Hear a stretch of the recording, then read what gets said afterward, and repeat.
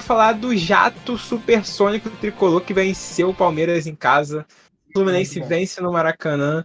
Mais uma vitória em casa da equipe de Fernando Diniz. Eu quero saber de vocês sobre as expectativas desse jogo, o que vocês acharam, o que vocês viram.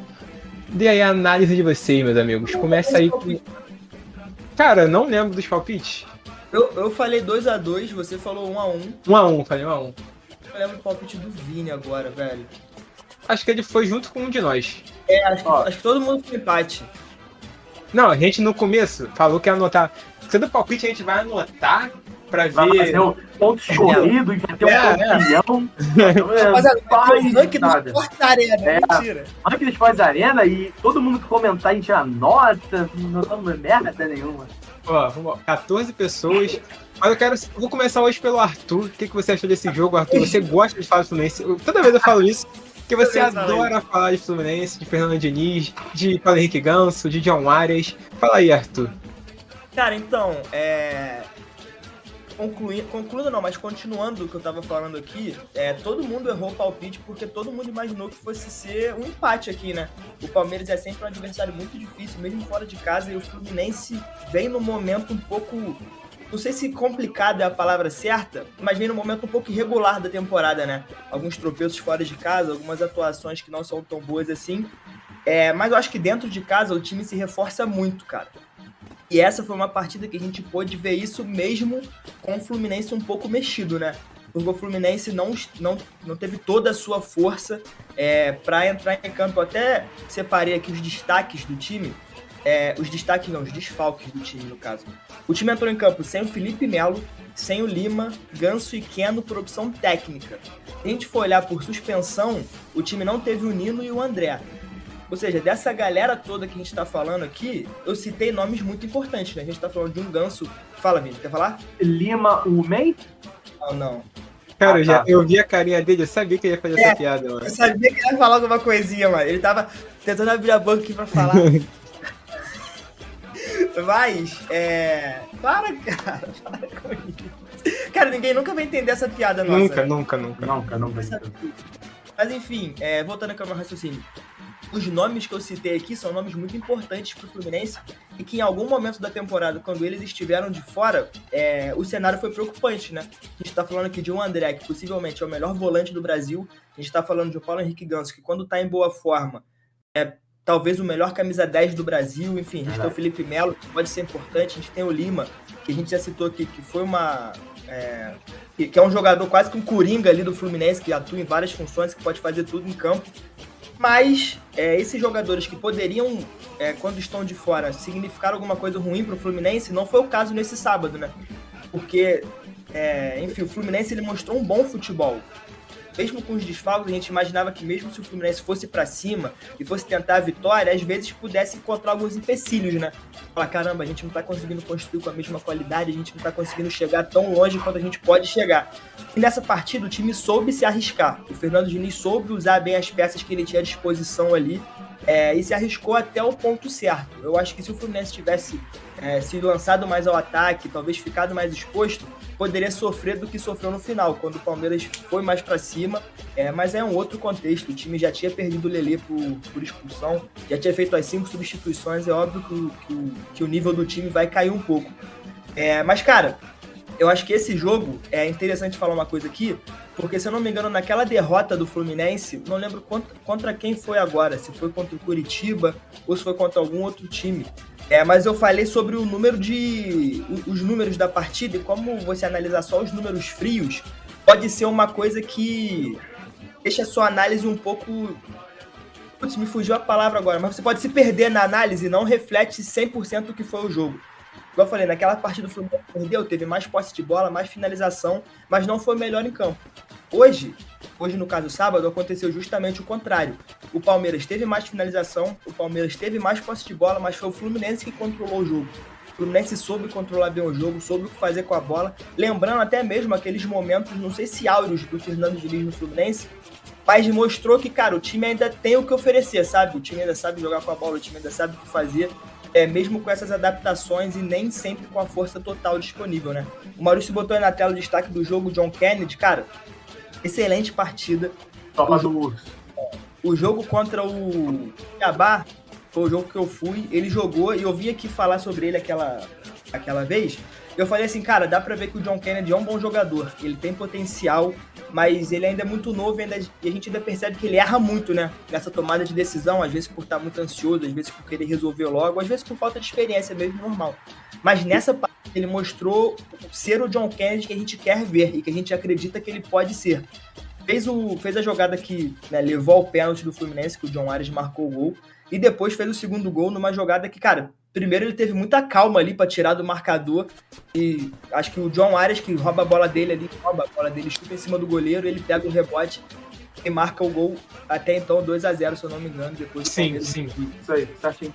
Então, cara, é interessante ver o John Kennedy sendo usado dessa forma, tendo minutos e se mostrando importante, principalmente com o Germancano. Porque essa parte do Cano esteve presente, e eu até queria abrir um destaque aqui especial para falar do Cano. Lá ele, né? Pô, é pica, cara. Eu olhei pro LF e já sabia que eu tinha cometido um deslize. Mas enfim, para falar sobre o argentino camisa 14 do Fluminense, porque quando a gente fala sempre do Cano aqui, a gente sempre destaca muito o poder de finalização do Cano. Como Sim. Ele é sempre o jogador da última bola, como ele sempre se posiciona bem para a bola chegar até ele tá na melhor posição possível para marcar o gol. Mas eu acho que desde a última partida contra o Argentino Júnior e nessa partida contra o Palmeiras também, ele mostrou um posicionamento um pouco diferente.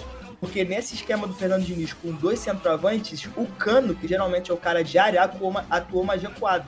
Então a gente percebe em vários momentos o Cano recuando para armar o jogo. O Cano saindo mais da área, o Cano flutuando pela esquerda, flutuando pela direita.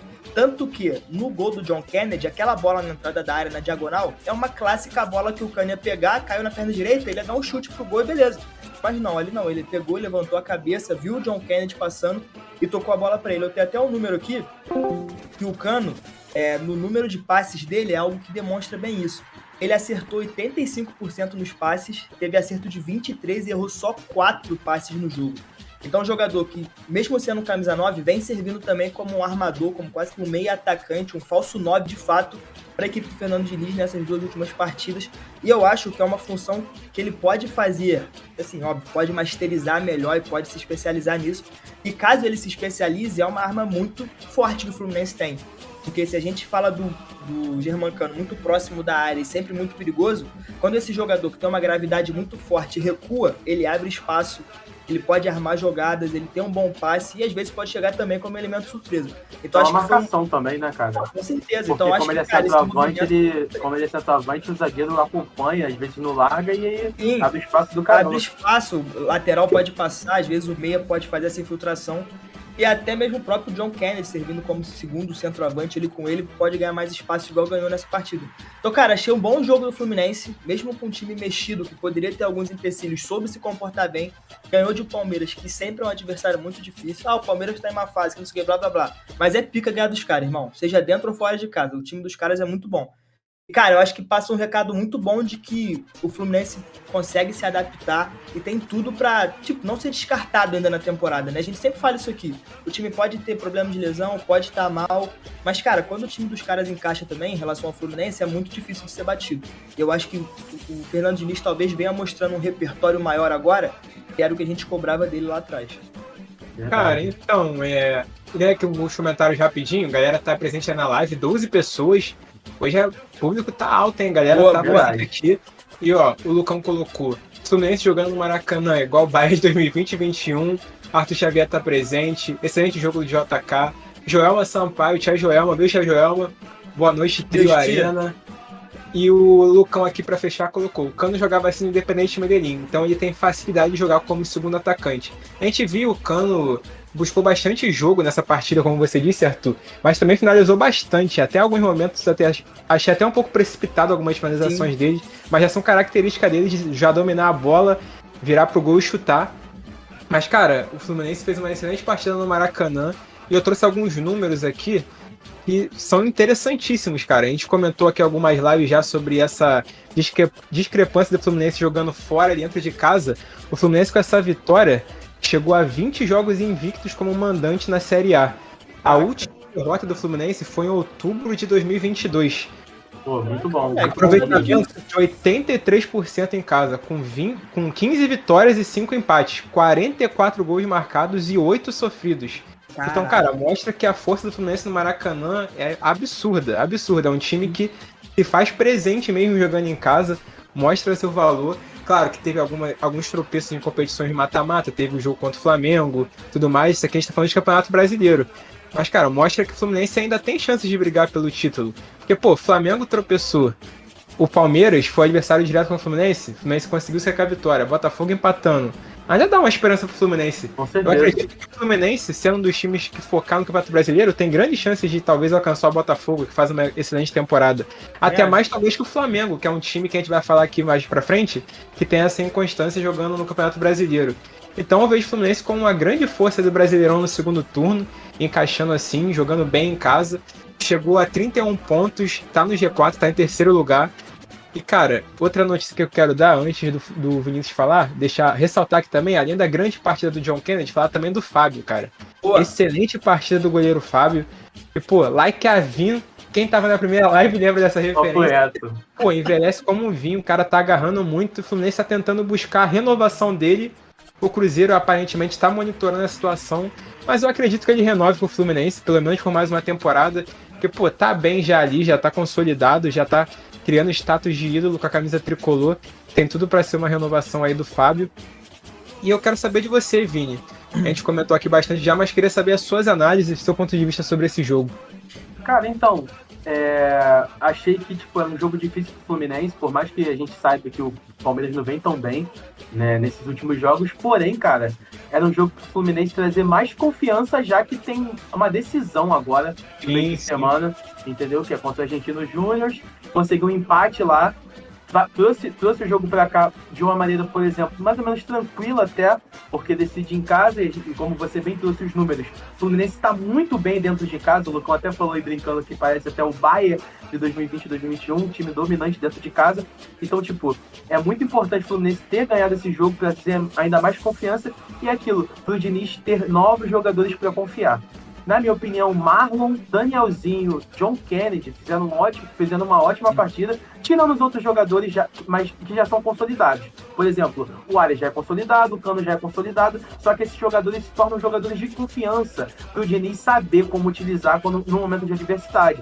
Talvez quando tiver o Martinelli pendurado, vai confiar de trazer o Danielzinho para jogar, porque jogou muito bem ontem, achou muito bem. Foi um cara ali do meio de campo que conseguia achar muito bem os dois que estavam jogando ali mais nas extremidades, o Arias e também o Léo Fernandes, e também estava trocando muito. Foi o cara que interligou a defesa ao ataque. Entendeu? Fez muito bem. É o famoso meia de ligação do Winning Eleven, lembra? MLG.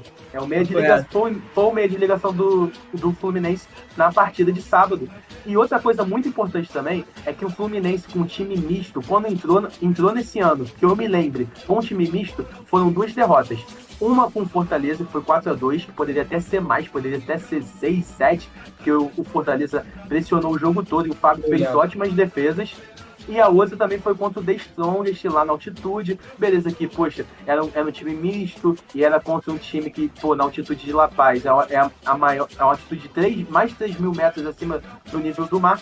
Só que era um número, né? Quando a gente pega o número bruto, era um número que estava batendo nessa tecla. Quando o Diniz entrava com um time misto, foram 2 vezes que entrou e foram 2 derrotas. Então, foi também, mais uma vez, para tirar, né, desmistificar essa coisa, porque o Diniz trouxe um time misto, Marlon e David Braz, trouxe o Danielzinho no meio de campo, trouxe também um pouco de diferente, né, porque o Fluminense normalmente costuma jogar no 4-3-3 e jogou no 4-4-2 ali com 2 homens de referência no ataque, e aí entra no que o Arthur falou. Tem mosquito aí, filho? Mosquito aqui, mano. Pensei que tinha peidado, pô, tava assim, ó. Que isso, cara.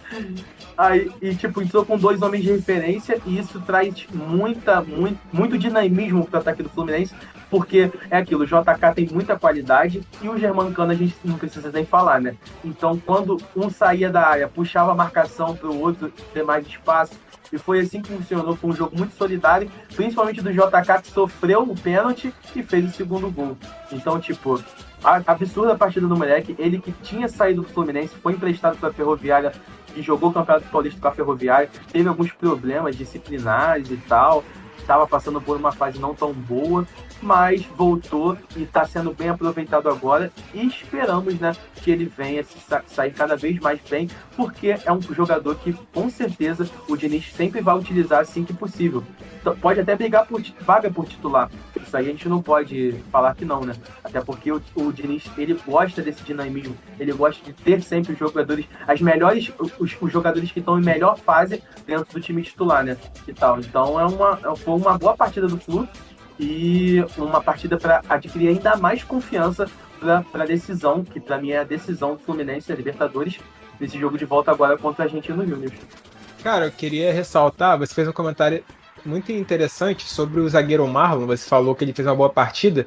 Eu acho isso muito importante pro Fluminense, o Marlon começar a pegar ritmo e entrosar, porque eu vejo ele como titular no Fluminense no lugar do Felipe Melo ali na zaga. Claro. Por mais que o Felipe Melo joga ali pela esquerda e não pela direita, o Marlon tende a jogar mais pela direita. Eu acho que o Diniz consegue encaixar bem ali a dupla Nino e Marlon, que, pô, vai dar um outro nível pra zaga do Fluminense. Não que o Felipe Melo não seja um bom zagueiro, mas, pô, já é um cara com uma idade avançada e que tem uns lapsos assim de que dá um apagão na cabeça dele, faz umas merdas absurdas e acaba prejudicando o Fluminense, sabe? Eu acho que com o Marlon, o Fluminense ganha muito mais ali no poder defensivo, sabe? Eu acho que por mais... Pode falar. E por mais que o Felipe Melo ele esteja bem fisicamente, o âmbito defensivo, tipo, ele não consegue jogar os 90 minutos. Então, tipo, é um jogador que ele pode ser utilizado, por exemplo, o Fluminense tá ganhando um jogo, Libertadores ainda mais. Pô, o Fluminense tá com a vantagem, irmão. Tá faltando poucos minutos pra acabar o jogo. Tira um atacante ou um ponta, coloca o Felipe Melo, fecha a casinha, entendeu? Com certeza o Diniz deve pensar nisso. E é um cara que veio pra somar, né? Trazer mais qualidade. Então, filho, quando o cara chega pra somar, não tem por que não utilizá-lo. Então, acho que o Marlon foi uma ótima contratação, principalmente pelos desfalques do Flu, né? O Manuel, ele já tá de volta agora, né? Já pode voltar a jogar o negócio do doping? Eu não li mais sobre. Cara, acho que pode vir. Não sei, agora você pegou desprevenido. Também confesso que eu não li. Eu também fui pego desprevenido pelo meu próprio raciocínio. E além disso, né, tem o Vitor Mendes, que a gente já sabe que estava naquela operação penalidade máxima. O David Braz é um zagueiro ok, mas é um cara que eu não vejo como que possa ser titular no Fluminense. Pra compor elenco é ok. Pra compor elenco é ok, pra um zagueiro reserva é ok. Mas é muito bom ter Nino e Marlon de titulares e uma zaga reserva composta por David Braz e Felipe Melo, entendeu? Acho que é uma zaga de respeito. Cara, o que eu queria falar é o seguinte, eu ia bater nessa tecla do físico do Felipe Melo, que o Vini falou. Porque eu acho que chegou no momento que o Felipe Melo ele não é tão confiável quanto ele era antes. Isso não é nem relacionado à técnica ou outras coisas, é muito mais relacionado ao físico dele também. Então acho que às vezes você adaptar o Marlon e ter um zagueiro que era um nível 8, o Marlon é um nível 8. Às vezes ele fazendo a função do Felipe Melo, do lado do Felipe Melo ele vai virar um 7, um 6,5. Eu acho que vale muito mais a pena você ter um Marlon nível 7 do que um Felipe Melo nível 5 que você não pode confiar o jogo inteiro. Acho que essa é uma mescla que o Fluminense pode ter entre Marlon e Nino, além de ser uma zaga completamente pro futuro, né? Com certeza. Porque, óbvio, que se eles não saírem, se não vierem propostas e os dois continuarem no Fluminense, é uma zaga que pode ser a titular do clube por muito tempo, porque são dois zagueiros jovens e talentosos. O Nino a gente sabe do que ele é capaz, é zagueiro de nível de seleção brasileira, que foi convocado e tudo mais, e o Marlon é um zagueiro que chega para agregar e para mim é titular do Fluminense hoje. Então, cara, eu acho que o Felipe Melo ele pode ser usado em situações muito específicas, igual essa que o Vini falou. Putz, caramba, o Marlon... o jogo da 15ª rodada do Campeonato Brasileiro, o jogo da 22ª, que vai ter daqui a pouco. Putz, o Marlon, o Fluminense já tá vencendo por 2-1, 2-0. O Marlon tá cansado? Pô, bota o Felipe Melo pra segurar o resultado.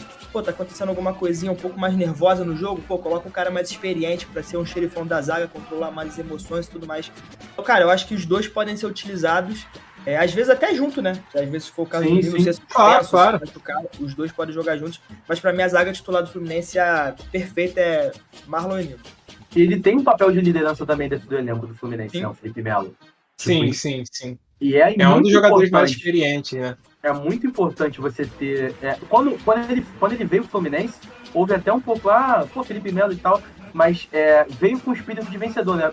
Não lembro quem foi que disse isso, de verdade, me falha a memória agora, mas eu lembro que, se eu não me engano, não lembro se foi o Mário ou se foi o Abel, mas tipo assim, falou que é importante ter jogadores com esse espírito de vencedor, um cara que é campeão da Libertadores, que teve uma carreira de sucesso na Europa, é importante você ter esse cara no elenco, do mundo. Entendeu? É muito importante você ter esse cara no elenco, assim como o Diego Ribas no Flamengo, veio na minha cabeça agora.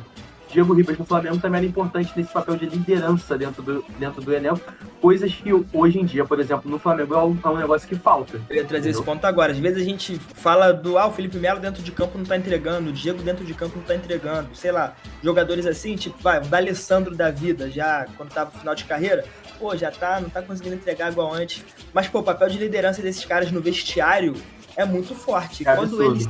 Quando eles saem dos clubes, quando o Diego saiu, quando o D'Alessandro saiu, e quando o Felipe Melo sai do Fluminense, eventualmente, eu acho que essas saídas vão ser sentidas nesse âmbito de ter alguém para guiar o elenco, saber o que falar na hora certa, ter esse contato com os jovens, de mostrar qual caminho seguir, qual caminho é melhor, através dos treinamentos e tudo mais.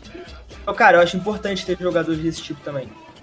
Não, perfeito. Vou ler aqui alguns comentários antes da gente puxar aquele palpitinho pro jogo da Libertadores. Interessante isso aqui, ó. Fábio e Pérez, os melhores goleiros do Brasil. Cara, concordo com isso aí. Fábio é um goleiro histórico, dos 10 maiores da história do futebol brasileiro. Cara, simplesmente o terceiro goleiro com mais jogos sem sofrer gols na história do futebol. E aí o Lucão completa com o Fábio, é o goleiro dos clubes da Série A que tem mais defesas difíceis em 2023. Cara, excelente temporada mesmo no Fábio. É um dos destaques do Fluminense na temporada, um dos grandes goleiros, injustiçado no futebol brasileiro, tá? Eu acho também, sabia? Merecia mais chances na seleção brasileira, no seu auge ali, mas ainda está em um bom momento. Talvez dê tempo ainda, né, com o Diniz na seleção. Vamos ver o que nos aguarda aí. Eu quero saber de vocês, meus amigos. Fluminense joga aí na terça-feira contra o Argentino Júnior no Maracanã. Jogo de volta da Libertadores, na ida 1-1. Puxar aquela rodada de palpite. Quero começar por Vini Sampaio. O que tu acha, Vini? 3-1 Fluminense. Cara, 4-0 Fluminense. 4-1 Fluminense. Caraca. Vou te falar, o Fluminense vai amassar o... Pô, mano, eu também acho, de verdade. Tipo assim, vai ser tipo o River Plate. Diniz, é isso, Fernando Diniz, futebol 2.0, de fato. A gente vai ver o futebol sendo inventado no jogo entre Fluminense e Argentino Júnior. Papo reto. Eu vou vir aqui, vai ter a live depois. Vai ser aquela típica live que eu vou me derreter aqui. Cara, Fernando Diniz, o professor, o gênio Paulo Henrique Ganso. Aí chega na hora 2-0 Argentino Júnior. Não, mentira. Ó, Lucão 3-0 Fluminense. Chegamos aqui a 11 pessoas assistindo a gente. Muito obrigado, galera. Falamos de Fluminense agora. Certamente amanhã já vai sair aquele corte do Fluminense. Para você que não tá ligado, todo dia tá saindo corte aqui no canal. Os cortes estão bombando. Para você que perdeu algum momento da live ou quer rever alguma coisa. Pô, cortezinho aí na hora do almoço. Almoçando ouvindo Esportes Arena. Pô, tá voltando do trabalho. Seu trabalho. Ou indo pro trabalho. Pô, qualquer momento você pode estar presente aí com a gente. Ó, link também do grupo do WhatsApp aí na descrição. O grupo Resenha Esportes Arena, a gente troca muita ideia sobre futebol. Tá muito maneiro lá, a galera tá presente no grupo. E também tem o site aí, como a gente mandou hoje. E ó, vou ler os últimos palpites aqui do comentário. Lucas Figueiredo, 1-1, Fluminense eliminado nos pênaltis. Que isso. Secou. E o Guilherme Dantas. Aí imagina o Maracanã, filho. Marca fúnebre, pô. 2-0 Flu, Guilherme Dantas e Tia Joelma. Tia Joelma palpitou 2-0 Fluminense. Isso, tá confiante aí na fusão. Pô. Ela sabe os caminhos, né? Sabe os caminhos, né?